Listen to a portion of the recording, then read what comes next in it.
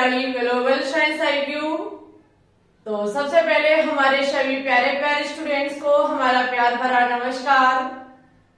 आज हम आपके लिए क्लास 12 चैप्टर फर्स्ट ठोस अवस्था का पार्ट सेकंड लेकर के आए हैं, जिसमें बात करेंगे क्रिस्टल जालक एकक कोष्ठका के बारे में। सबसे पहले हम आपको घन के बारे में पढ़ाएंगे, उसके बाद क्रिस्टल जालक के बारे में बताएंगे और उसके बाद एकक कोष्ठका और एकक कोष्ठका का वर्गीकरण कराएंगे। ठीक है, आज की क्लास आपके आने वाले सभी वनडे एग्जाम के लिए बहुत ज्यादा कीमती क्लास है, क्योंकि यहां से एक ना एक क्वेश्चन अवश्य ही पूछा जाता है। चाहे सीपी नेट की तैयारी करते, BHU, RUHS, nursing, pharmacy, paramedical, class 11, 12, other competition exam, किसी की भी हम बात कर लें, किसी का भी आपका टारगेट हो, सभी में एक ना एक क्वेश्चन अवश्य ही पूछा जाता है। ठीक है, सभी हमारे प्यारे स्टूडेंट्स कॉपी पेन को उठा लेंगे और अगर आपने इस चैप्टर का पार्ट 1 नहीं देखा है तो कृपया करके सबसे पहले उसको देखें, उसके बाद इस पार्ट सेकंड पर आए, क्योंकि पार्ट 1 बहुत ज्यादा कीमती है आप लोगों के लिए। ओके, क्योंकि जब तक जड़ नहीं मजबूत होगी तब तक आप मकान बनाएंगे तो वो गिर जाएगा। अब पार्ट 1 इस चैप्टर का इंट्रोडक्शन है।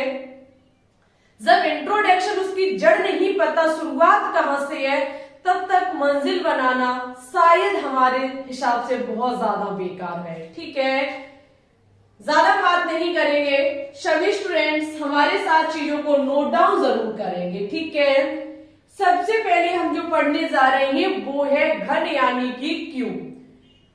आपने घन घन घन कहीं एक बार ये चीज पढ़ी होगी, सुनी होगी, इसके बारे में भी आपने जाना होगा। तो हम आपको घन के बारे में आज कुछ जानकारी देंगे। अगर हम इसको देखें तो ये घन के आकार का है। एक हम कोई भी क्या कहते हैं, अगर हम कोई भी डिब्बा देखें जो जिसमें सामान्य यादें रख करके, जैसे कार्टून बोला जाता है, अगर आप उसको देखेंगे तो वो भी एक घन के आकार का होता है। तो इस घन में हम क्या देखेंगे, इसके किनारे देखेंगे, इसके कोने देखेंगे, इसके फल्क देखेंगे, हम बहुत कुछ देखेंगे। ठीक है, तो सबसे पहले आप लगाएंगे हेडिंग घन, क्योंकि अगर घन पता है तो आगे आपके लिए चीजें सरल हो जाएंगी। घन इस चैप्टर का एक बेसिक पॉइंट है। ओके, एक बेसिक पॉइंट है। अगर हम घन को बनाना चाहें तो हम ऐसे बनाएंगे। सभी विद्यार्थी मेरे साथ बनाते चलेंगे।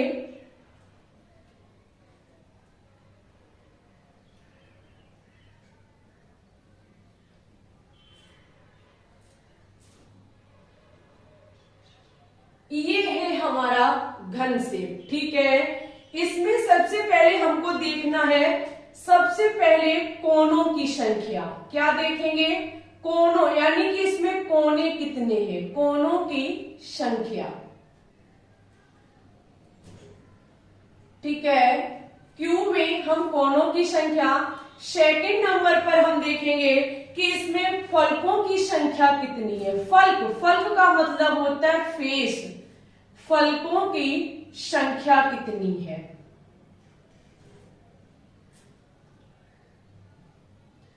फलकों की संख्या के बाद हम इस क्यूब में देखेंगे कोर, यानी कि किनारे कितने हैं।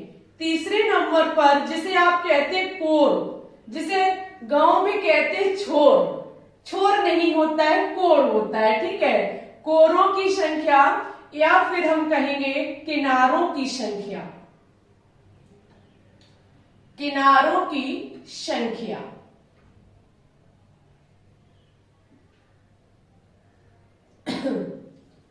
चौथे नंबर पर हमको देखना है इसमें कि घन केंद्रों की संख्या कितनी है।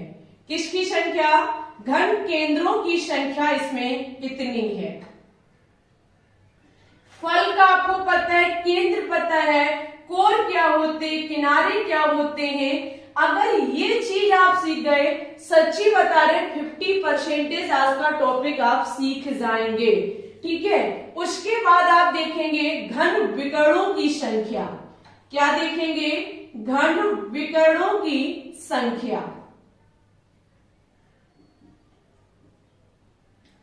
घन विकर्णों की संख्या। छठवें नंबर पर आपको देखना है फल्क विकर्णों की संख्या। क्या देखेंगे? फल्क विकर्णों की संख्या।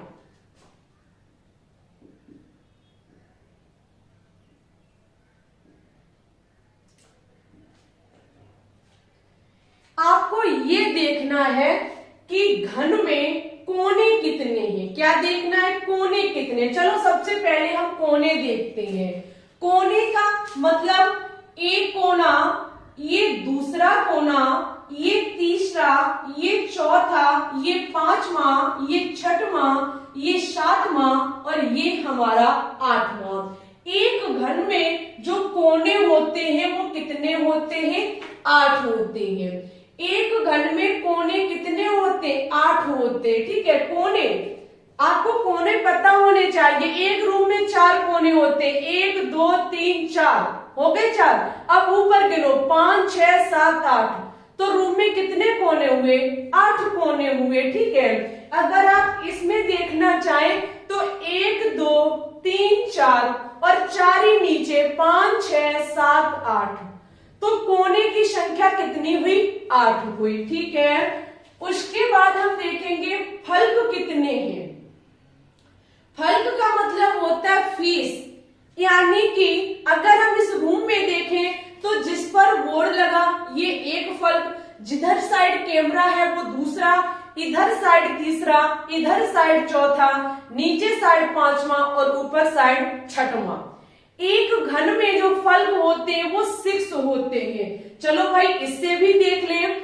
जिधर जिधर हम साइड पकड़ते चले, देखो जिधर आप पकड़े 2, ठीक है, 2 ये हो गए।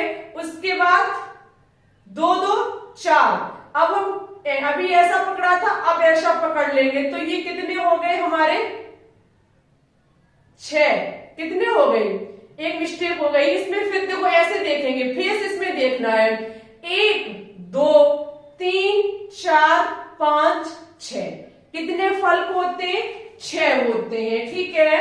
एक क्यूब में 6 फल्क होते हैं। अब हम देखेंगे कि किनारे कितने होते हैं। हम इसमें क्या देखेंगे? किनारे देखेंगे। तो देखो इसमें किनारे आपको थोड़ी सी परेशानी दे सकते हैं गिनने में, लेकिन हम आपके सामने बनाए जितने डंडे उतने ही किनारे। समझो 1 2 3 4, ठीक है, 5 6 7 8 9 10 11 12। एक क्यूब को बनाने में कितने डंडे हमने लगाए? 12। ये 12 ही हमारे क्या हो जाएंगे? कोर हो जाएंगे, यानी कि किनारे हो जाएंगे। ठीक है। अगर कोरों की संख्या या किनारों की संख्या पूछी जाए तो एक घन में कितनी होती है? 12 होती है। जितने डंडे उतने ही कोर होते हैं। समझ गए सभी विद्यार्थी? उसके बाद हम देखेंगे घन केंद्रों की संख्या। एक किसी भी क्यू में एक ही उसका मेन सेंटर होता है। एक क्यू में एक ही उसका मेन सेंटर होता है। ठीक है। अब हम इसमें देखेंगे घन विकर्णों की संख्या। घन विकर्णों की संख्या क्या होता है? आपने अभी देखा कोने कितने हैं? 1 2 3 4 5 6 7 8। ये हमारे कोने हैं। पीछे वाले कोने, आगे अपोजिट साइड के कोने आपस में कितनी बार मिलते हैं, इसे ही हम उसका विकर्ण कहते हैं। उस घन में कितने विकर्ण हैं, यानी कि अपोजिट साइड के कोने आपस में आपको एक रेखा के माध्यम से जोड़ने हैं। अच्छा, ये वाला जो है वो आपका इससे जाकर के जुड़ जाएगा, ये पीछे का इससे जुड़ेगा जाकर के।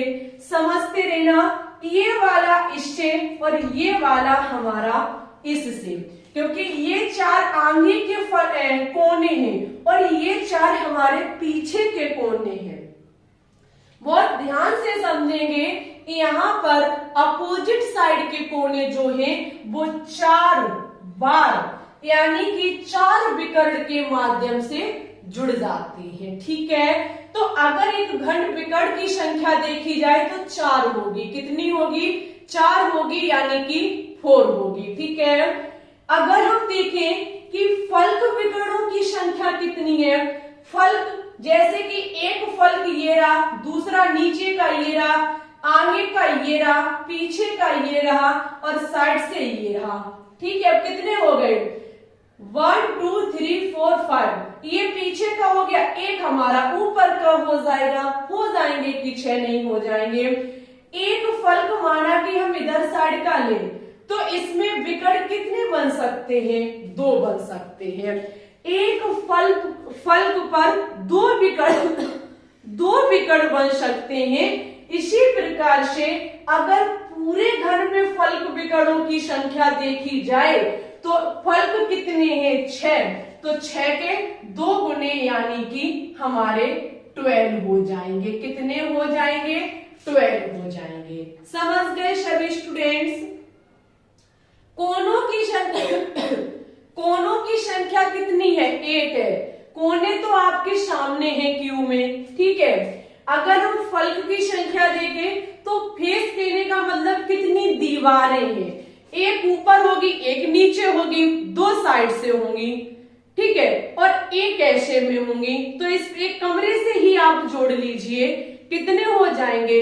इसमें आपके 6 फल्क हो जाएंगे। कोरों या किनारों की बात करें तो जितने डंडे बनाने में हमने काम में लिए वही हमारे किनारे हो जाएंगे।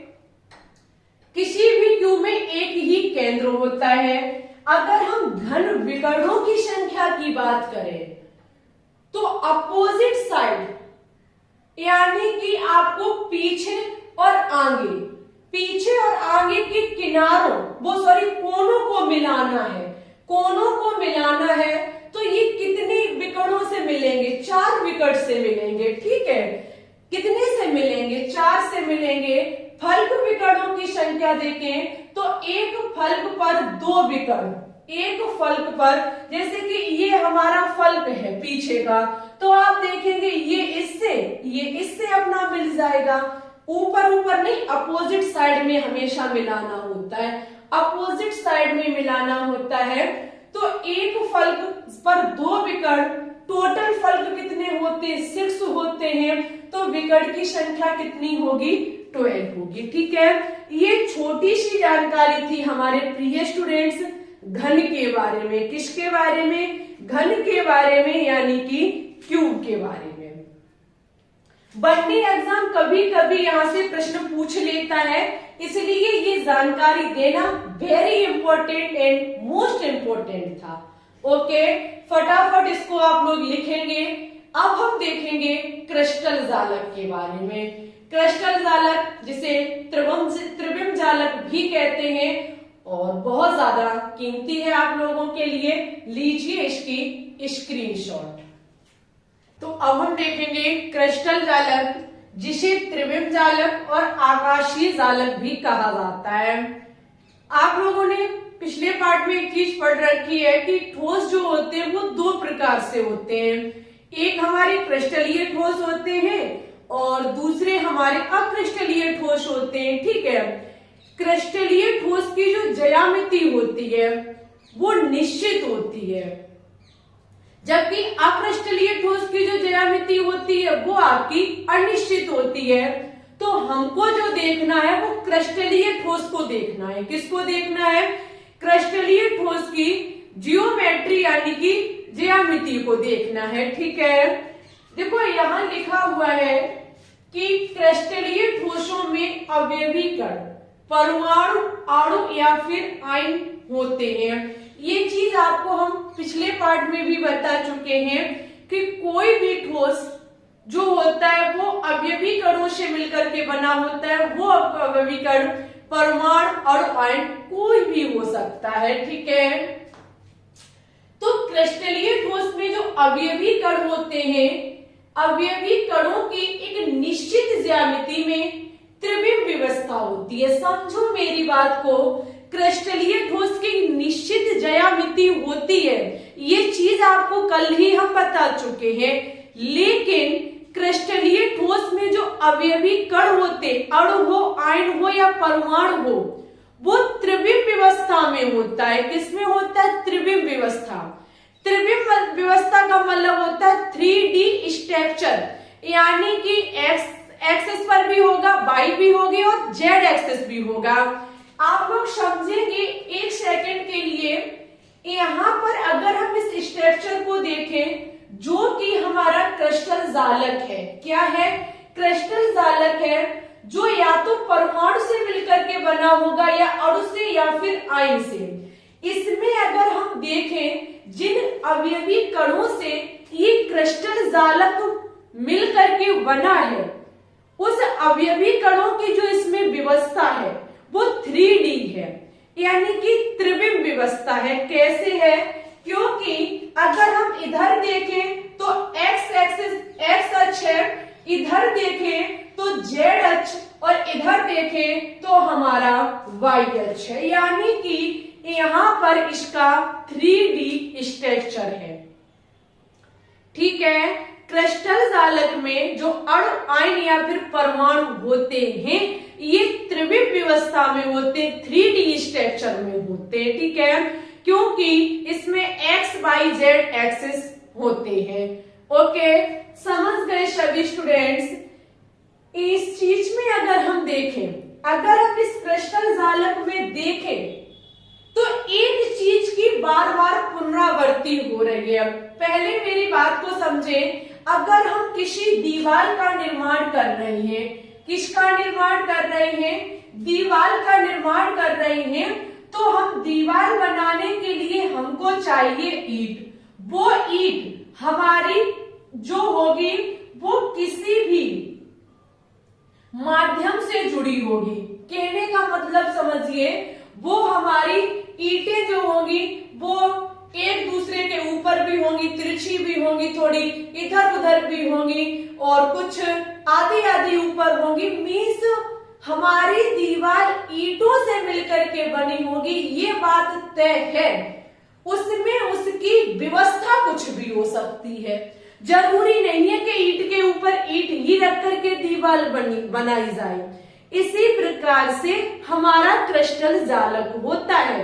क्रिस्टल जालक में आपकी त्रिविम व्यवस्था होती है, एक्स वाई जेड एक्सिस होते हैं। अगर हम इस दीवार में देखें तो इसमें एक बात तय है कि जो ये दीवार बनी है वो इस ईंट, इस शेप से मिलकर के बनी हुई है। इसी प्रकार से अगर हम क्रिस्टल जालक में देखें तो क्रिस्टल जालक जो है उसका ये स्ट्रक्चर, ये वाला जो शेप है वो हर जगह बार बार दोहराया गया है। ये चीज इसमें बार बार दोहराई गई है, बार बार दोहराई गई है। कहीं ऊपर लगाई, कहीं साइड से लगाई, कहीं नीचे लगाई और एक क्रिस्टल जालक का निर्माण किया गया। अगर हम इसमें से इसके एक छोटे रूप को निकाले तो वो ये है। इसमें अगर हम देखें तो ये इसका एक्स अक्ष है, ये इसका जेड वाई मान लो और ये इसका जेड अक्ष है। ठीक है, समझ गए सभी स्टूडेंट्स? इसमें आप एक चीज देख सकते हैं कि अगर हम क्रिस्टल जालक का एक छोटा सा रूप देखें तो वो इसका ये है। जैसे किसी दीवार का अगर एक छोटा रूप देखा जाए तो ईंट होती है। ठीक है, अब यहां पर एक्स वाई जेड, अभी आगे हम थोड़ी इसके बारे में जानकारी देंगे, लेकिन अगर यहाँ इतना ध्यान रखना है कि क्रिस्टलीय ठोस में जो आपके अवयवी कण, क्योंकि बहुत सारे कण, जैसे कि कण के स्थान पर हम परमाणु लें तो बहुत सारे परमाणु मिलेंगे, तभी तो एक क्रिस्टलीय ठोस बनेगा। तो उस परमाणु की बार बार बहुत सारे परमाणु आपस में जुड़े, वो किसमें? एक त्रिविम व्यवस्था दिशा में जुड़े। लंबाई, चौड़ाई, ऊंचाई हर जगह से जब त्रिविम व्यवस्था बनके तैयार होती है एक्स वाई जेड एक्सिस पर, तो हमें जो प्राप्त होता है उस त्रिविम व्यवस्था को ही क्रिस्टल जालक या फिर त्रिविम जालक कहा जाता है। ठीक है, अवयवी कणों को किसी भी प्रकार के क्रिस्टल जालक के आरेख में बिंदुओं द्वारा प्रदर्शित किया जाता है। इन बिंदुओं को जालक बिंदु कहा जाता है।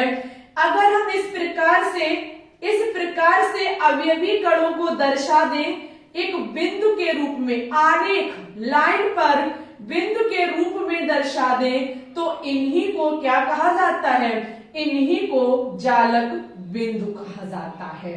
ठीक है, ये नॉर्मल सी बात है। अवयवी कणों से मिलकर के हमारा क्रिस्टल जालक बना होता है। अवयवी कणों की व्यवस्था जो होती है वो त्रिविम व्यवस्था होती है। कैसी व्यवस्था होती है?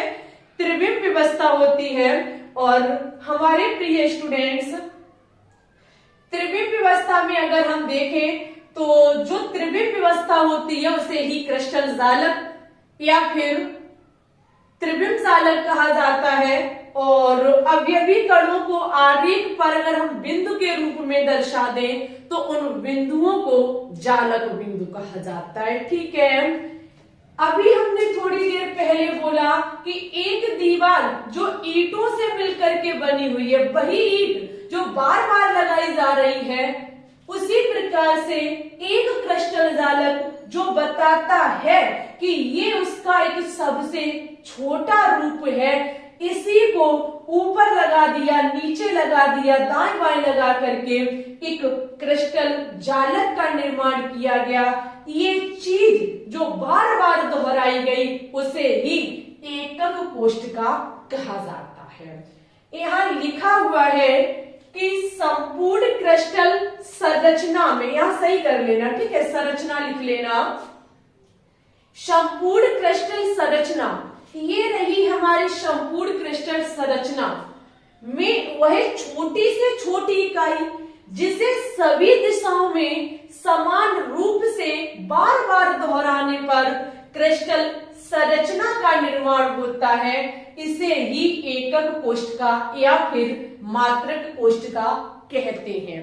समझिए मेरी बात को, किसी क्रिस्टल जालक को बनाने के लिए वह छोटी से छोटी इकाई जिसे सभी दिशाओं में, चाहे हम इधर, चाहे इधर, चाहे इधर, चाहे इधर, चाहे इधर, चाहे इधर, इसमें हम इस छोटी सी इस क्रिस्टल जालक को बनाने के लिए ये संरचना हमने बार बार दोहराई।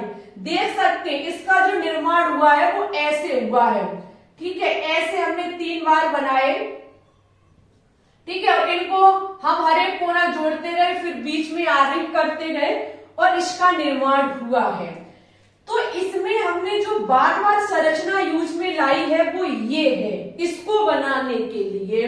तो इसकी पुनरावृत्ति हमने करी, इसको बार बार दोहराया, वो भी हर दिशा में, किसी भी दिशा को हम ले लें, ऊपर भी लगाया, नीचे भी लगाया, दाएं भी लगाया, बाएं भी लगाया। जो चीज हमने बार बार दोहराई क्रिस्टल संरचना बनाने के लिए, उसी को एकक कोष्ठका या फिर मात्रक कोष्ठका कहते हैं।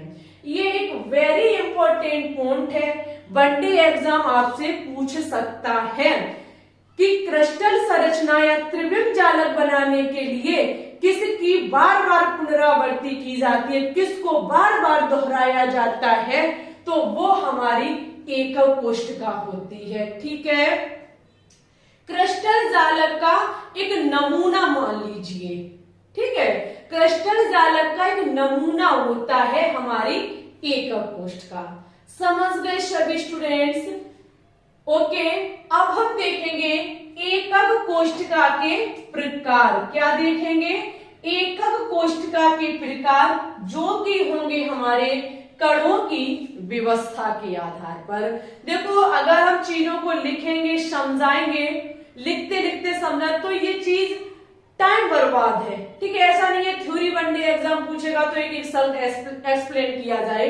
वैसे शब्द हम हर एक एक्सप्लेन कर रहे हैं, लेकिन हम सभी प्रकार को लिखेंगे यहाँ पर, उसके बाद आपके सामने लेकर के आएंगे, इससे आपका भी समय बर्बाद नहीं होगा। ठीक है, इतनी चीज अगर आप समझे हो तो प्लीज वीडियो को एक बार लाइक कर दें और हेडिंग लगा दें, एकक कोष्ठका के प्रकार, वो भी कणों की व्यवस्था के आधार पर। ठीक है, तो अब हम देखेंगे एकक कोष्ठका के प्रकार, जो कि ये हमारे कणों की व्यवस्था के आधार पर। Very important and most important है ये टॉपिक, क्योंकि अभी आपने देखा कि एकक कोष्ठका क्या होती है। एकक कोष्ठका क्रिस्टल जालक का एक रूप होती है। ठीक है, यानी कि क्रिस्टल जालक की ऐसा शेप जिसे बार बार दोहराने पर हमारा क्रिस्टल जालक बन जाता है, उसे ही एकक कोष्ठका कहा जाता है। ठीक है, अगर हम कणों की व्यवस्था के आधार पर देखें तो एकक कोष्ठका को दो भागों में बांटा गया है। पहला है हमारी आद्य या सरल या मूलभूत एकक कोष्ठका। पहली एकक कोष्ठका जो है वो है हमारी आद्य या फिर सरल या फिर मूलभूत एकक कोष्ठका, और दूसरी है हमारी केंद्र का एकक कोष्ठका। केंद्र का एकक कोष्ठका को तीन भागों में बांटा गया है। अंतः केंद्रित एकक कोष्ठका, जिसे काय केंद्रित एकक कोष्ठका भी कहा जाता है। उसके बाद है फलक केंद्रित एकक कोष्ठका। उसके बाद है अंत है, जिसे आधार कहा जाता है, केंद्रित एकक कोष्ठका। ठीक है, अनंत है, क्या नाम है इसका, अनंत, और ये है आपकी अंतः। एक एक एकक कोष्ठका को बहुत ध्यान से देखेंगे, बहुत डिटेल और इजी वे के साथ आपको समझाएंगे। पहली है हमारी आद्य, वो है एकक कोष्ठका जिसमें अवयवी कण केवल कोष्ठका के कोनों पर ही उपस्थित होते हैं। आपका क्या होता है एकक कोष्ठका, ये रही एकक कोष्ठका, या हम छोटी सी भाषा में कहें तो कह सकते हैं किसी दीवार की ईंट वैसे ही किसी भी क्रिस्टल जालक की हमारी एकक कोष्ठका होती है। ठीक है, क्रिस्टल जालक के लिए एकक कोष्ठका होती है। आपको पता है, अगर हम इसकी बात करें, एकक कोष्ठका की बात करें, जिसे थोड़ी देर पहले हमने घन कहा था, ये वही है हमारा। इसमें कितने कोने होते हैं, 8 कोने होते हैं। जिन अवयवी कणों से मिलकर के ये एकक कोष्ठका बनती है, समझो मेरी बात को। अवयवी कण, हमने अभी बोला था कि अवयवी कणों से हमारा क्रिस्टल जालक बनता है। ठीक है, तो अवयवी कण ही तो पुनरावृत्ति कर करके बड़े क्रिस्टल जालक का निर्माण करते हैं, जिसका छोटा सा रूप हमारी एकक कोष्ठका होती है। तो एकक कोष्ठका जो अवयवी कणों से मिलकर के बनी है, वो अवयवी कण उस एकक कोष्ठका के कोने पर है, तो इसको आद्य या सरल मूलभूत एकक कोष्ठका कहा जाता है। ठीक है, लगता है हमारे यहाँ आंधी आ गई है, तो इतना अभी ध्यान में आप रखेंगे कि एकक कोष्ठका वही है, आद्य एकक कोष्ठका वही है जिसमें अवयवी कण उसके 8 कोनों पर होते हैं। ठीक है, इसे शॉर्ट में SCC भी कहा जाता है। वनडे एग्जाम बहुत ज्यादा पूछता है। ओके, आगे है हमारी केंद्र का एकक कोष्ठका, जिसे 3 भागों में बांटा गया है। पहली है हमारी अंतः, जिसे काय केंद्रित एकक कोष्ठका कहा जाता है। अगर हम इसको देखें तो यदि अवयवी कण कोनों के अतिरिक्त एकक कोष्ठका के केंद्र में उपस्थित हो तो उसे अंतः या फिर काय केंद्रित एकक कोष्ठका कहते हैं। समझिए ये हमारा क्या है, ये रही हमारी एकक कोष्ठका। क्या है, एकक कोष्ठका। इसमें कहा जा रहा है कि ऐसे एकक कोष्ठका जिसके कोनों पर तो अवयवी कण हैं, उसके कोनों पर तो अवयवी कण हैं, उसके साथ अगर इसके केंद्र में भी कोई अवयवी कण है तो इसको अंतः या फिर काय केंद्रित एकक कोष्ठका कहा जाता है। समझो मेरी बात को, अगर एकक कोष्ठका के कोनों पर ही अवयवी कण है, वो अवयवी कण आपका हो सकता है परमाणु, अणु या फिर आयन, ठीक है। इसके साथ साथ अगर केंद्र पर भी अवयवी कण है तो उसको अंतः केंद्रित एकक कोष्ठका कहा जाता है, जिसे शॉर्ट में बीसीसी कहा जाता है।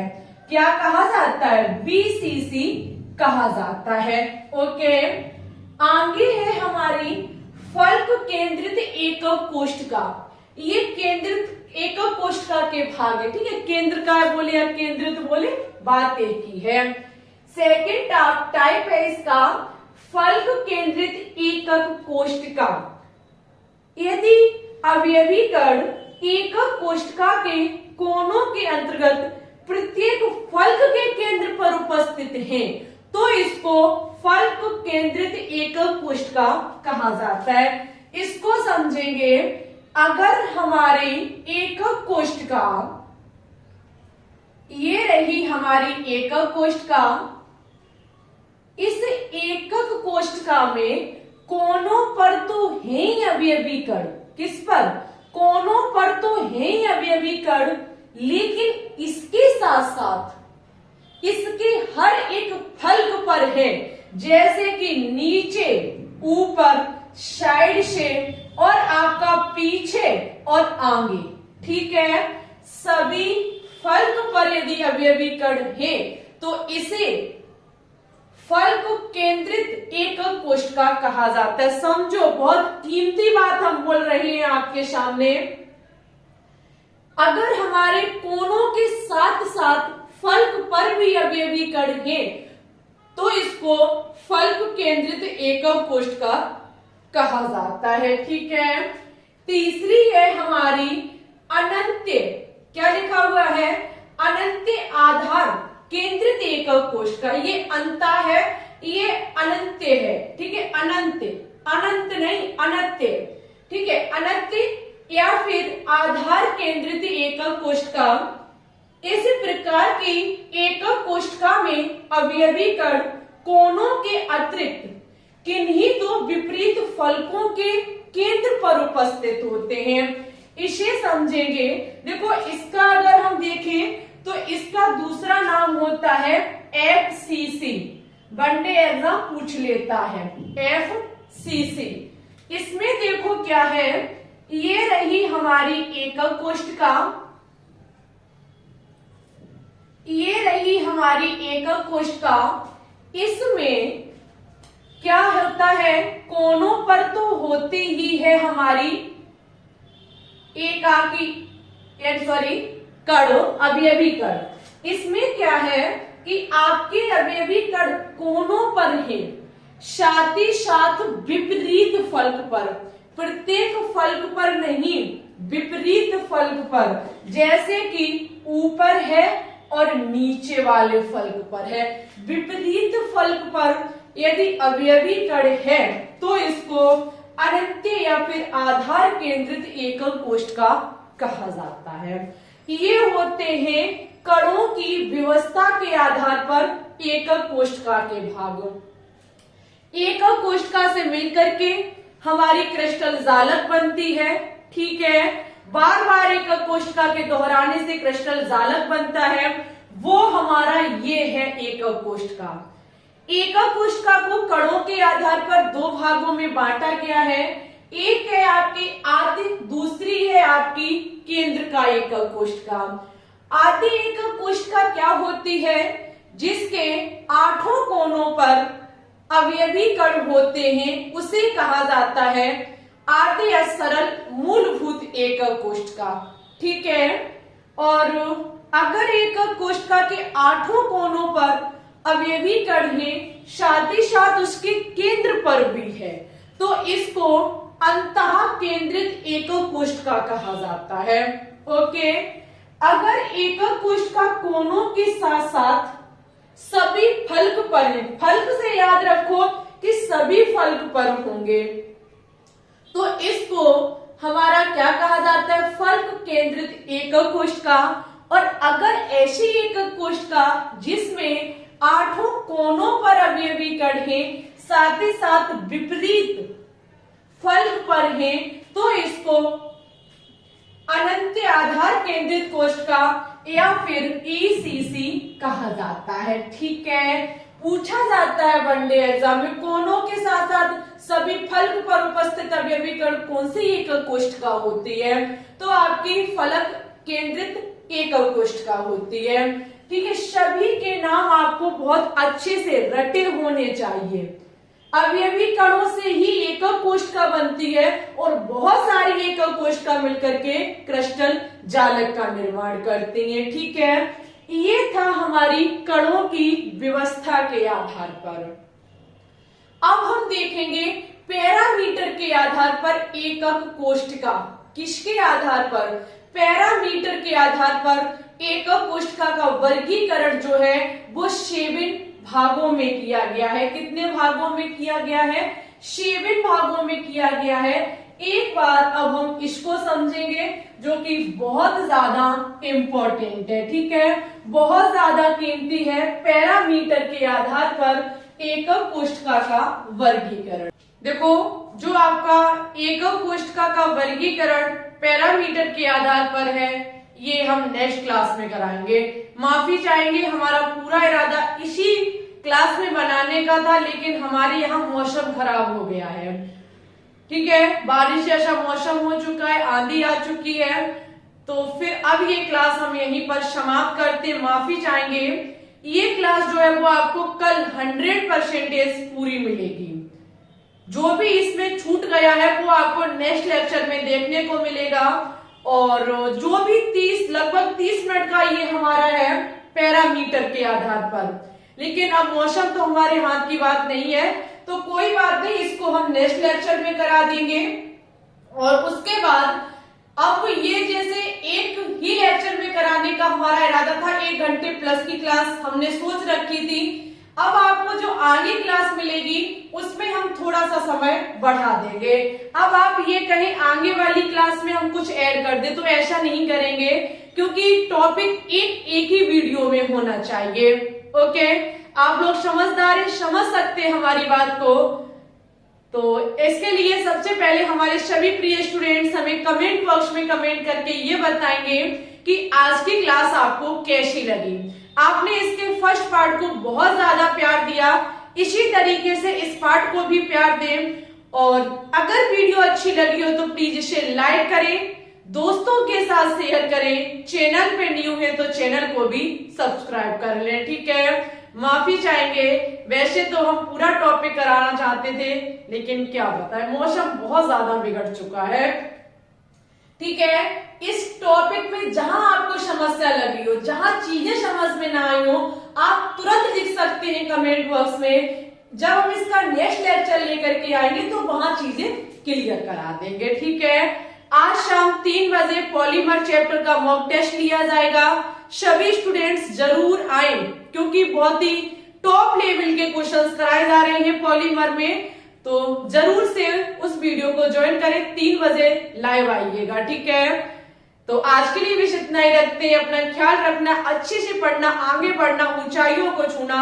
हम आपके साथ हमेशा खड़े रहेंगे। ओके, इसी के साथ सभी स्टूडेंट्स को bye bye, all the best.